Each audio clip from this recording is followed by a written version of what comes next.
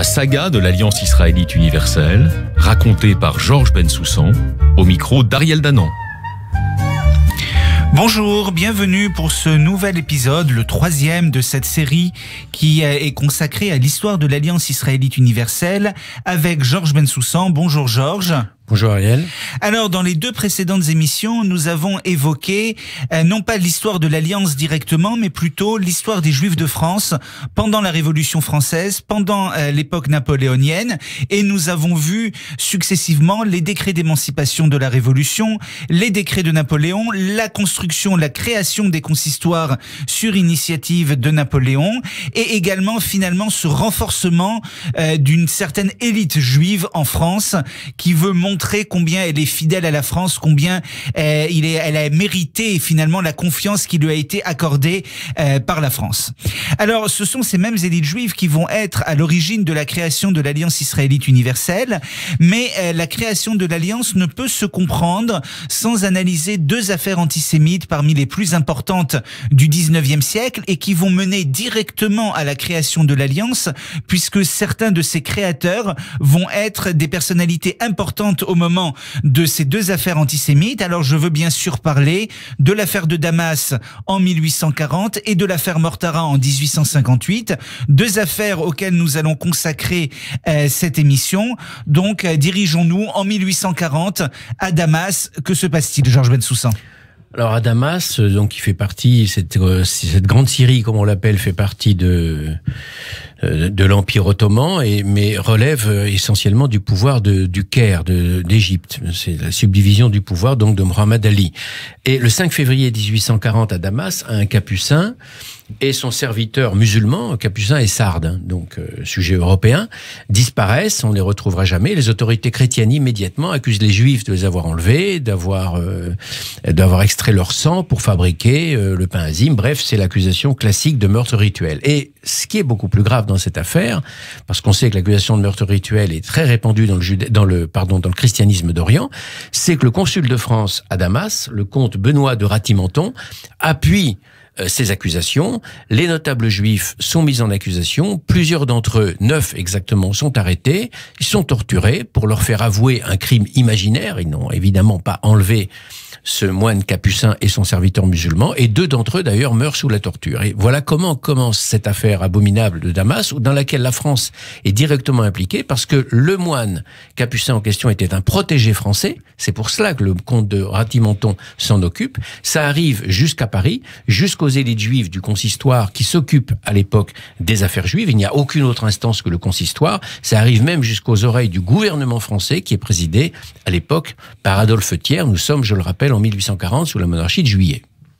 Et donc cette affaire de Damas, finalement extrêmement classique, va avoir des conséquences beaucoup plus importantes, au-delà des conséquences tragiques pour ces Juifs de Damas. C'est la première fois que les Juifs de France vont s'apercevoir, vont comprendre quel est le sort des Juifs en Orient, ou en tout cas vont décider de s'en mêler finalement. Absolument, c'est vraiment le premier contact avec les Juifs d'Orient, et d'une certaine façon, ça fait partie de la jeunesse de l'Alliance, c'est-à-dire on est 20 ans avant l'Alliance. Alors comment se mettent en place les événements ? James de Rothschild à Paris est le premier à avoir été informé de ce qui est en train de se passer à Damas. Et il en informe le chef du gouvernement, Adolphe Thiers, et là, il est frappé de constater que, émancipation ou pas, 50 ans après l'émancipation, Thiers a des réactions de grande hostilité, d'ailleurs soutenues par l'Église catholique, puisque Thiers lui déclare à James de Rothschild, en parlant des Juifs d'Orient, ces gens-là sont coupables, ils ont voulu le sang d'un prêtre et vous ne savez pas jusqu'où peut aller le fanatisme des Juifs de l'Orient. Alors c'est un choc évidemment pour James de Rothschild. Qui occupe quelle fonction alors ? Alors James de Rothschild est membre du consistoire et ce qui est important c'est qu'il en informe Crémieux, l'avocat, Adolphe Crémieux, qui sera parmi les grandes instances de l'Alliance beaucoup plus tard, pas parmi les fondateurs d'ailleurs, il faut le noter. Crémieux se rend à Londres pour mobiliser le judaïsme anglais qui est à la tête du combat justement pour l'émancipation, et de concert, Montefiore à Londres et Crémieux à Paris décident de mettre sur pied une délégation destinée à se rendre au Caire pour contacter Mohammed Ali et tenter de négocier auprès de lui la libération des Juifs de Damas qui sont accusés de ce crime imaginaire. Et c'est dans les bureaux d'ailleurs de la Banque Rothschild à Paris que fin juin 1840, la délégation est mise sur pied. Elle se rend en Égypte, elle y arrive le 4 août 1840, elle comprend 3 hommes qui sont très importants, c'est Crémieux, Moses Montefiore qui sera l'une des grandes figures du judaïsme anglais et y compris de l'émancipation des Juifs du bassin méditerranéen, et le grand savant orientaliste d'origine allemande Salomon Munk, mais qui a fait carrière en France, puisque vous le savez, en Allemagne, les Juifs ne pouvaient guère faire carrière dans l'université. Et au bout de quelques semaines de négociations avec Mohammed Ali, ils obtiennent la libération des Juifs de Damas. Alors c'est un traumatisme considérable malgré cette victoire qui est fêtée bien sûr partout. C'est un traumatisme considérable pour les Juifs d'Orient et pour les Juifs de France. Pourquoi ? Pour les Juifs d'Orient, d'abord parce que cette affaire a été abominable. Elle s'est traduite par la mort de 2 d'entre eux sous la torture. Mais pour les Juifs de France aussi parce que d'une part, ils ont constaté la violente opposition de l'Église de France. Conduite par Monseigneur Veuillot entre autres, mais pas seulement, mais aussi l'opposition du gouvernement. 50 ans après l'émancipation, c'est une sorte de douche froide. Et d'autre part, c'est un choc parce que Crémieux entre autres constate de visu, avec Salomon Munk, de visu, Montefiore aussi, mais il connaissait déjà un peu mieux cette réalité, ce qu'est la réalité des Juifs d'Orient. C'est une réalité de misère. Et c'est déjà à ce moment-là chez Crémieux que germe l'idée qu'il n'y aura pas d'émancipation sans en passer par l'éducation, c'est-à-dire sans en passer par la création d'écoles. D'ailleurs, c'est ce qui explique que Crémieux ne rentre pas immédiatement en France. Il reste en Égypte quelques mois où il fonde une école de garçons et une école de filles. Et c'est fort de cette conviction-là qu'il va rentrer en France fin 1840 ou début 1841, je crois. Bon. Cette idée que l'émancipation passe par l'éducation, et d'ailleurs les premiers à bénéficier de ce nouveau regard porté par les Juifs de France sur les Juifs d'Orient, ce sont les Juifs d'Algérie. Pourquoi ? Parce que 5 ans après l'affaire de Damas, sont créés des consistoires à Alger, Constantine et Oran, sur le modèle du consistoire français. Et donc là, les Juifs d'Algérie vont bénéficier du même statut finalement, de la même organisation que les Juifs de métropole. Ils obtiendront plus tard la citoyenneté française, nous le verrons dans d'autres émissions. Mais justement pour ces élites juives qui vont se mêler, qui vont essayer de venir en aide et qui vont réussir à venir en aide aux Juifs de Damas, est-ce que ce n'est pas la première fois qu'ils prennent conscience que, heureux bénéficiaires de l'émancipation en France, ils sont en mesure d'aider les Juifs d'Orient? Et est-ce que cela ne mène pas donc à l'idée d'une organisation supranationale, d'une organisation juive supranationale qui aurait justement comme objectif d'aider les Juifs d'Orient, tous les Juifs finalement qui en ont besoin, pour leur faire bénéficier des mêmes avancées que les Juifs qui vivent en France? C'est tout à fait ça en fait. Et je dirais qu'il y a 2 conséquences politiques de l'affaire de Damas. La première, c'est qu'on est en présence de la naissance d'un embryon d'opinion publique. Et d'ailleurs, c'est la première et d'ailleurs unique fois que la famille Rothschild va faire appel à l'opinion publique pour la mobiliser.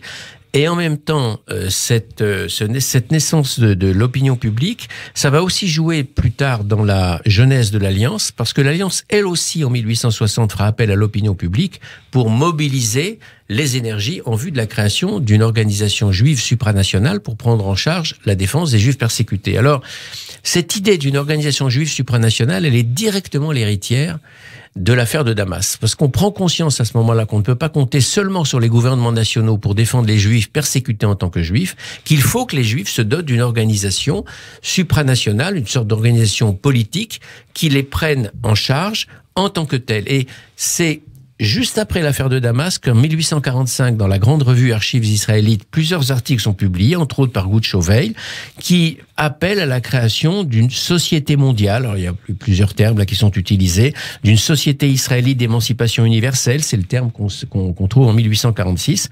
Et je voudrais citer ce texte de Gut Chauveil en 1848. C'est l'un des premiers à avoir émis l'idée de cette organisation supranationale. Il propose, je cite, de réunir tous les moyens quelconques à notre disposition pour que nos coreligionnaires acquièrent l'égalité complète civile et politique dans tous les pays du monde. Et ça va aller plus loin parce qu'on va trouver parmi les promoteurs de cette idée en 1851 et en 1853, l'un des fondateurs de l'Alliance 9 ans plus tard, c'est l'ingénieur français de l'école des ponts et chaussées, Jules Carvalho, et qui dit lui aussi, je le cite, en 1851, « Le mouvement doit partir de la France. où les Juifs jouissent d'une position privilégiée qui doit dans l'avenir devenir l'état normal des communautés israélites parmi tous les peuples. Puisque la France montre l'exemple au monde, les Israélites français doivent être fidèles au rôle d'avant-garde dont l'histoire leur a fait un devoir. Et cette idée, il va la marteler encore en 1853. Il appelle à la création d'un congrès israélite. On la retrouvera encore quelques années plus tard avec Isidore Cahen, un autre des fondateurs de l'Alliance, en 1858. Et ce qui est intéressant, c'est que cette idée qui va donner naissance effectivement à l'Alliance, Herzl, 37 ans après la naissance de l'Alliance, va s'inspirer de la même idée. Il aura la même inspiration quand il mettra sur pied le premier congrès sioniste à Bâle en 1897. Alors rapidement, la deuxième affaire antisémite, cette fois-ci en 1858, l'affaire Mortara, qui elle précède de 2 ans seulement la création de l'Alliance. Alors, il faut la résumer, cette affaire Mortara, en 2 mots. Le jeune Alfredo Mortara est jeune juif de Bologne. Il est dans une famille bourgeoise. Il est à l'article de la mort quand sa gouvernante chrétienne, le croyant précisément à l'article de la mort, lui fait donner le baptême. Ce jeune enfant guérit. Et à partir du moment où il a reçu le baptême, il est chrétien aux yeux de l'Église. Et pour la famille juive, évidemment, il n'en est pas question. Et en fait, le pire se produit en juin 1858, après la guérison de l'enfant. Des gendarmes du pape enlèvent de la maison familiale le jeune garçon et le confient à l'Église catholique. Et à ce moment-là commence l'affaire Mortara. Les autorités juives en France et ailleurs vont se mobiliser. En Italie, bien sûr, évidemment. Et le pape est inflexible. À aucun moment, il ne se résoudra à faire campagne en tous les cas, à faire pression sur les autorités de l'Église pour relâcher le jeune Mortara. Et pire que cela, c'est que l'Église de France se mêle aussi de la partie, et Monseigneur Veuillot s'en prend violemment aux Juifs, puisque 1 an après l'affaire Mortara, il publie l'Église et la synagogue, qui reprend tous les clichés de l'antagonisme judéo-chrétien. Finalement, aucune pression n'aboutira à faire fléchir le pape et l'Église, ni Napoléon III, ni l'empereur d'Autriche, François-Joseph, ni la diplomatie anglaise qui interviendra, ni les autorités juives françaises, anglaises ou autres, ou allemandes par exemple, qui interviendront. À aucun moment ils ne céderont. Et le jeune Mortara, en 1860, on pense que l'affaire est résolue parce que l'unité italienne est faite. Eh bien non, elle n'est pas résolue parce qu'à ce moment-là, Mortara est envoyé à Rome, il est enfermé dans un couvent et il sera élevé dans la foi catholique. D'ailleurs, lui-même deviendra prêtre. Ça va renforcer l'idée qu'il faut que les Juifs se dotent d'une organisation supranationale pour les défendre en tant que Juifs. Merci beaucoup, Georges Bensoussan. La saga de l'Alliance israélite universelle, racontée par Georges Bensoussan, au micro d'Ariel Danan.